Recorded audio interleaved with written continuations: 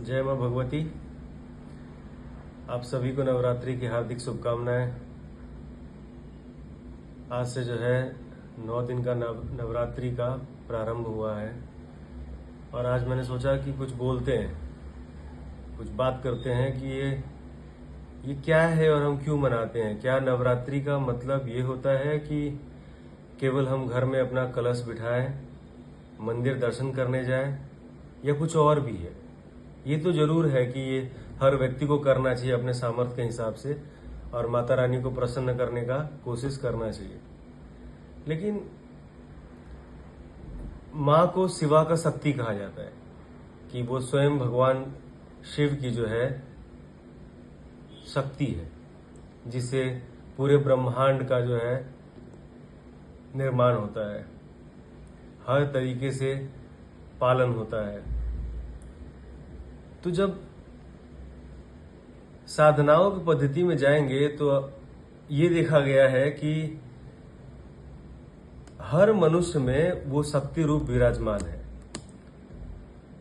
बिना शक्ति के कुछ भी संभव नहीं है इस संसार में। और बड़ा आश्चर्य लगता है जब आज किसी को ये बोलते हुए सुनते हैं कि वो माया है। बड़ा कष्ट भी होता है जब लोग इस प्रकार से बोलते हैं। खैर, सबका अपना भाव है, सबका अपना चेतना अवस्था है और उसी हिसाब से हम समझते हैं चीजों को। अगर वो माया है तो जितने बड़े बड़े इनकारनेशंस हुए, जो भी लोग पैदा हुए, बड़े बड़े अवतार आए, क्या वो माता के बिना आ गए थे या उन्हें भी माता का गर्भ चुनना पड़ा? और अगर वो माया कहते हैं या कोई माया कहता है तो क्या अपनी मां को माया कह रहे हैं? वो एक पार्शियल एसेंस है, लेकिन वो माया नहीं है, माता है। आप देखिए किसी भी घर में जहां पे माताओं का निधन हो जाए और केवल आप उस घर जाइए तो आपको लगेगा जैसे इस घर में सब कुछ मरा पड़ा है। वो चंचलता खत्म हो जाता है, वो प्रेम दिखता ही नहीं कहीं। तो कैसे कोई ये चीज कह भी रहा है कि माया है? अब साधनाओं के भावना में मैं ये बताना चाहता हूं, जितना मैंने समझा है, जितना मैंने महसूस किया है, कि वो एक यात्रा है। मां भगवती एक यात्रा है जो हर व्यक्ति को करना है। शिवा से जब वो अलग हुए, बाबा से जब वो अलग हुए, जो संसार इस बात को जानता है कि उनका विवाह ऐसे ऐसे हुआ था, क्या वो विवाह केवल उस समय के बाद वो एक हुए या उससे पहले भी वो एक थे? वो हमेशा एक थे। ये जो यात्रा हमको दिखाया गया है उनके विवाह का, ये हर मनुष्य का यात्रा है। आज पहले दिन नवरात्रि को कहा जाता है कि आज जो है वो माता शैलपुत्री। माता शैलपुत्री कौन थी? मां का पहला फॉर्म, पहला, इसको हम लोग कहते थे फर्स्ट वन। अब इसमें जो डिवोशन, जब वो मां सती के रूप में पैदा हुई और जब मां सती के रूप में हम सब वो कहानी जानते हैं कि कैसे बाबा जो है उनके निधन के बाद बिलक बिलक के पूरा ब्रह्मांड घूम के रो रहे थे। ईश्वर थे, वो भगवान थे, लेकिन इस मनुष्य और जाति को, इस इंसान को उन्होंने क्या दिखाया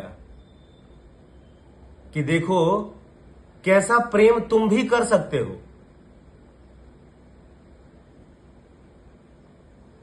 वो तो ईश्वर थे, भगवान है, सब जानते हैं, त्रिलोकी है, कोई उनसे बड़ा नहीं है और ना ही उन्होंने किसी को छोटा कहा है। भूत, पिशाच, मनुष्य, जानवर, सबको उन्होंने एक स्थान दिया है। कभी किसी को उन्होंने छोटा या बड़ा नहीं कहा। अब उस स्थिति में उन्होंने ये प्रेम जो दिखाया, मां शैलपुत्री ये दर्शाती है वो प्योरिटी। वो वस्त्र भी जो है वो उजला वस्त्र धारण करती हैं और वो बाबा के लिए हजारों वर्ष तपस्या करती हैं। क्या वही तपस्या हम मनुष्य को नहीं करना है जो माता दिखा रही है? शिवा शक्ति एक है और ये अलग होते हैं। कहते हैं ना, हम इंसान भी सब वो शिवा शक्ति के मिलन से ही अलग अगला क्रिएशन हो रहा है। वही शक्ति फिर से जो है शिवा के तरफ साधना मार्ग से बढ़ती है। अब जब शारीरिक रूप में आएंगे आप, तो हमारे नीचे मूल धारा, जिसको आज जो कहते हैं मूल धारा चक्रा, मतलब हमारा बेस एनर्जी है, स्पाइन, मूल धारा, जहां पे लोग कुंडलिनी कहते हैं। आपने सुना होगा, बड़ा फैंटेसाइज करते हैं दुनिया कुंडलिनी शक्ति के बारे में। वो वही मां शैलपुत्री है। उससे पहले हमारा दृष्टि बाहर होता है। जब हमारा दृष्टि अपना भीतर आने लगता है, तो पहली है मां शैलपुत्री माता, जिनके कृपा से आपका वो आध्यात्मिक मार्ग शुरू होता है, आंतरिक मार्ग। मैं बाहरी मार्ग का बात नहीं कर रहा हूं, आंतरिक मार्ग। जब माता देखती है कि अब साधक सिंसियर हो गया है, तो मां के कृपा से वो आंतरिक मार्ग शुरू करता है या शुरू करती है। और मां सती का कैसा डिवोशन था बाबा के लिए? मां शैलपुत्री ने कैसा डिवोशन दिखाया? पूरा ब्रह्मांड एक साइड था और उनका डिवोशन बाबा के प्रति एक साइड था। सब भड़काने आए, सब बोलने आए, लेकिन उन्होंने किसी का नहीं सुना।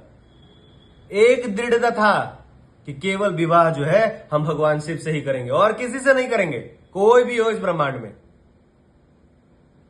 जो पहले ही से एक हैं, उनको ये करने की क्या आवश्यकता थी? वो हमारे लिए है डिवोशन, हम सीख पाए उनसे। तो आज के दिन हम मां शैलपुत्री से प्रार्थना करते हैं। बहुत ही हम्बल है, बहुत ही सिंसियर है, बहुत ही डिवोटेड है, और यही उनसे हम सीख सकते हैं कि हे मां, हमें आशीर्वाद दें आप कि हम भी आपका अंश इतना भी जो है भक्ति कर पाए बाबा के प्रति, और हम भी उस भाव को महसूस कर पाए, इस बाहर से अंदर का यात्रा शुरू कर पाए। तो आप सबको नवरात्रि की हार्दिक शुभकामनाएं।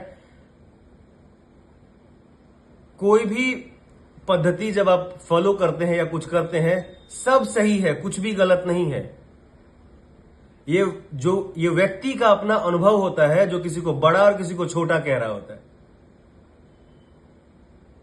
जो सच में बड़ा होता है, उसको कहने की आवश्यकता होती नहीं कभी कि मैं बड़ा हूं, क्योंकि वो बड़ा है। इसलिए सबसे भोले हैं। और इस 9 दिन के यात्रा में माता ये हम सबको सिखाती हैं कि ये यात्रा कैसे करना है। आप उनसे संसारिक चीज मांगे, आपको संसारिक चीज मिल जाता है। संसारिक सुख मांगिए, संसारिक, क्योंकि हर जितना मैनिफेस्टेशन जो भी आप इस क्रिएशन में देख रहे हैं, वो माता के बिना संभव नहीं है। तो इसके डेप्थ में इस नवरात्रि में चलते हैं, थोड़ा समझते हैं, और कि क्या है ये, क्यों किया गया, ये पौराणिक कथा क्या कहती है। और केवल कथाओं को बाहर सुनने से, बाहर समझने से उतना उसको भाव में नहीं उतार पाएंगे, जब तक वो आपके अंदर का यात्रा, अपना स्वयं का अनुभव नहीं होगा। तो माता से प्रार्थना करते हैं कि आप सब अच्छे से रहें, खुश रहें, और ऐसे ही जो है मां भगवती का, मां शैलपुत्री का स्मरण करते रहें। जय मां भगवती, जय मां शैलपुत्री।